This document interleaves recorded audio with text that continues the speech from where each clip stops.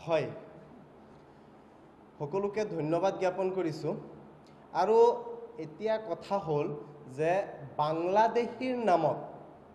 যেনেকৈ স্বদেশী মানুহক হাৰাশাস্তি কৰা হৈছে, এইটো দুৰ্ভাগ্যজনক। এতিয়া কথা হ'ল অসমৰ মুখ্যমন্ত্ৰী হিমন্ত বিশ্ব শৰ্মাই যিটো কাম কৰিব বিচাৰি আছে যে বাংলাদেশী খেদিব লাগে, সেইটোক আমি সমৰ্থন কৰোঁ। বাংলাদেশী খেদক। শেখ হাছিনাৰ নিচিনা মানুহ যিখিনি বাংলাদেশৰ পৰা পলাই আহি ভাৰতত বসবাস কৰিব বিচাৰি আছে, তেওঁলোকক খেদক। কিন্তু এটা পৰিয়ালৰ 5জন ব্যক্তি স্বদেশী, এজনৰ ডকুমেণ্টৰ খেলি মেলিৰ কাৰণে তেওঁক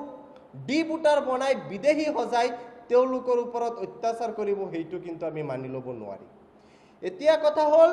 যে আমি বা আমাৰ সংখ্যালঘু নেতাসকল সকলোৱে বেলেগ বেলেগ দলত আছে। দল পিছত কথা হ'ল সংখ্যালঘুৰ ওপৰত যেতিয়া অন্যায় হয়, অত্যাচাৰ হয়, সেইটো সময়ত এটলিষ্ট সকলোৱে মুখখন খোল খাব লাগে আৰু একগোট হ'ব লাগে। কোনোবাই কংগ্ৰেছ কৰি আছে, কোনোবাই বেলেগ বেলেগ দল কৰি আছে, UDF কৰি আছে, BJP কৰি আছে, মই নাজানো কোন কোন দলৰ। যেতিয়া গালি দিয়া হয়, যেতিয়া অত্যাচাৰ কৰা হয়, যেতিয়া টাৰ্গেট কৰা হয়, তেতিয়া এটা জাতিক যেতিয়া টাৰ্গেট কৰা হয়, তেতিয়া সকলোকেই টাৰ্গেট কৰা হয়। তেওঁ কোন দলৰ সেই বুলি চিনাকি নলয়। যেতিয়া সংখ্যালঘু মানুহক মিছা অপবাদ দি বাংলাদেশীৰ নামত হাৰাশাস্তি কৰা হয়, তেতিয়া সেই জাতিত বা ভাৰতৰ যিখিনি স্বদেশী মানুহ, সেই মানুহখিনিৰ মনতো কষ্ট লাগে যে এজন আমাৰ স্বদেশী মানুহক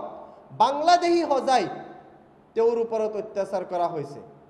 এতিয়া বাংলাদেশৰ কথা প্ৰসংগ যদি আমি টানি আনো, তেতিয়াহ'লে দেখা যাব যে আমাৰ ভাৰতবৰ্ষৰ মানুহখিনিয়ে বাংলাদেশৰ পক্ষত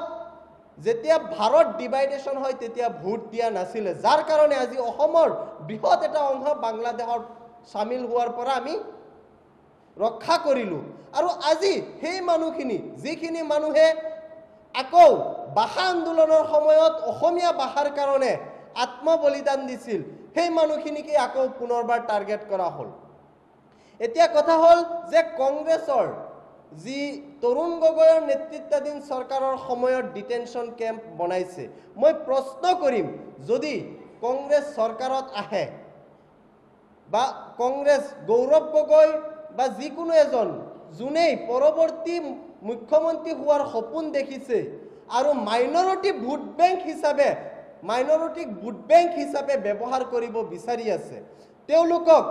মই সুধিব বিচাৰিম যে আপোনালোকে আগত আপোনালোকৰ স্থিতি স্পষ্ট কৰক। গৌৰৱ গগৈ ডাঙৰীয়া, আপুনি নিজৰ স্থিতি স্পষ্ট কৰক। প্ৰদ্যুৎ বৰদলৈ ডাঙৰীয়া, যোনে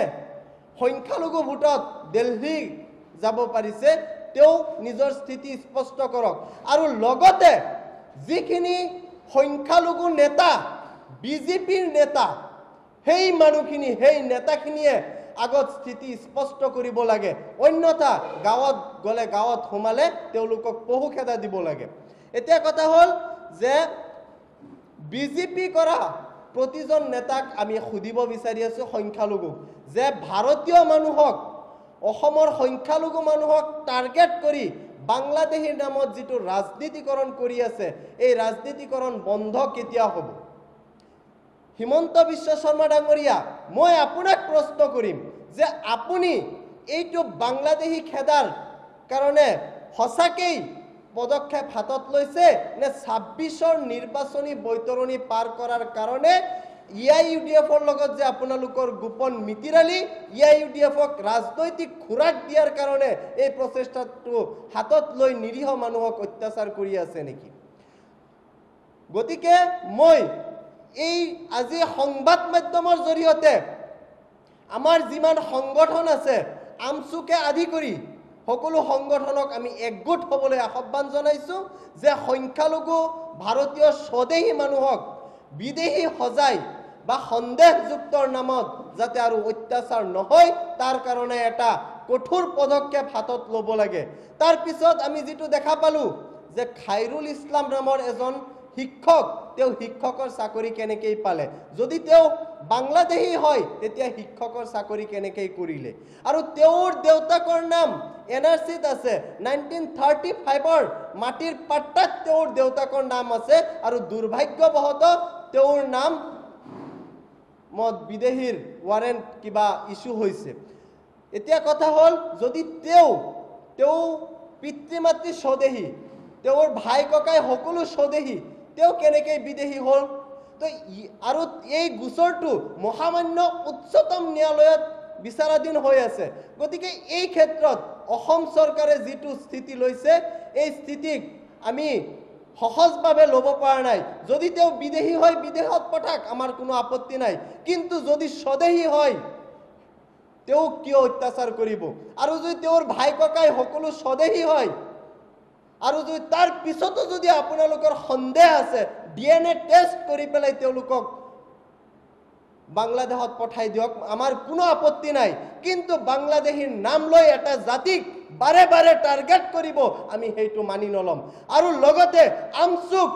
আমচুক আমি নেতৃত্ব ল'বলৈ আহ্বান জনাইছো যে অসমত যিমান সংখ্যালঘু সংগঠন আছে সকলো সংখ্যালঘু সংগঠনক একগোট কৰি আপোনালোকে নেতৃত্ব দিয়ক আমি জাতি জীয়াই থাকিলে আমি ৰাজনীতি কৰিব পাৰিম গতিকে ৰাজনীতিৰ মুখাপিন্ধা সকলো নেতাক মই আহ্বান কৰিম যে আপুনি ৰাজনীতি কৰক কোনো আপত্তি নাই কিন্তু জাতীয় সংকট জাতিক লৈ বাৰে বাৰে খেলা কৰিব জাতিক অৱমাননা কৰিব এটা জাতিক টাৰ্গেট কৰি তুচ্ছ তাচ্ছিল্য কৰিব এটা জাতিক বছৰ বছৰ ধৰি ডি ভোটাৰৰ নামত হাৰাশাস্তি কৰিব